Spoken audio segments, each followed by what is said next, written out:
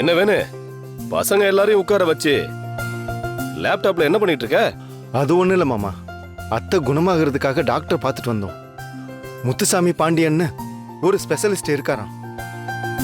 அவரை வர வச்சு பார்த்தா கண்டிப்பா கியூர் பண்ணிடலாம்னு சொல்றாங்க. அவரை பத்தி தான் பார்த்துட்டு இருக்கேன். ஓ,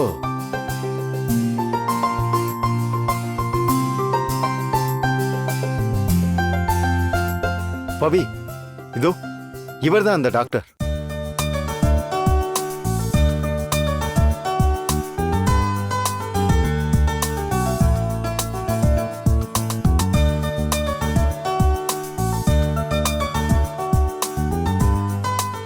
இதெல்லாம் என்னது மாமா? அந்த டாக்டர் பத்தி வந்திருக்க ஆர்டிகல்ஸ் எல்லாருமே ரொம்ப நல்லா தான் போட்டிருக்காங்க. அப்படின்னா அவரை கூட்டிட்டு வந்தா பாட்டி கண் முழிச்சிருவாங்களே சித்தப்பா? கண்டிப்பா. ஆனா ரொம்ப பிஸியான டாக்டர் போல. என்ன சொல்ற வேணும்? ஆமா, இவரோட அப்பாயின்மெண்ட் கிடைக்கிறது அவ்வளோ ஈஸி கிடையாதான். சில பேரெல்லாம் 2-3 வருஷம் கூட இவரோட அப்பாயின்மெண்ட்காக அலைஞ்சிட்டு இருந்தோன்னு போட்டிருக்காங்க. சுத்தம். அப்படின்னா அத்தை கண்ணு முழிக்க இன்னும் 3 வருஷம் ஆகும்னு சொல்லு. அத்தை, ஏன் நெகட்டிவா பேசுறீங்க? அப்படியெல்லாம் பேசாதீங்க. கோவில்ல தான் சொன்னாங்கல்ல, பாட்டி சீக்கிரமாவே கண் முழிச்சிருவாங்கன்னு. அப்படின்னா உன் பாட்டியை கூட்டிட்டு போய் கோயிலே வச்சு ட்ரீட்மெண்ட் கொடுக்க வேண்டியதானே? வர வர உனக்கு வாய் ரொம்ப நீளமா போயிட்டு இருக்கு. முதல்ல உன் வாய் அடக்கணும். ஏய் ஜோதி, விடு.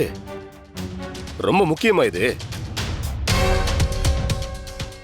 வேணு, நீ அந்த டாக்டரை எப்படி காண்டாக்ட் பண்றதுன்னு பாரு. சரிங்க மாமா.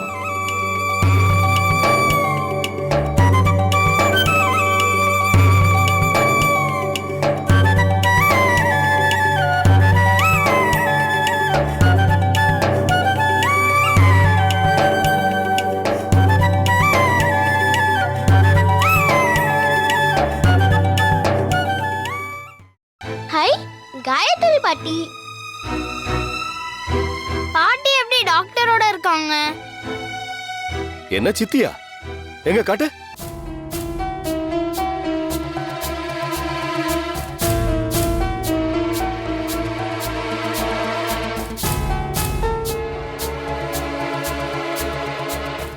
இது போதுமே.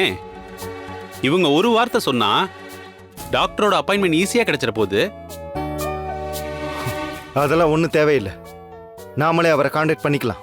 டேய் வேணு, இப்ப இந்த ஈகோலாம் தேவையில்லாது. நமக்கு தேவை அம்மாவை குணமாக்கணும், அதானே?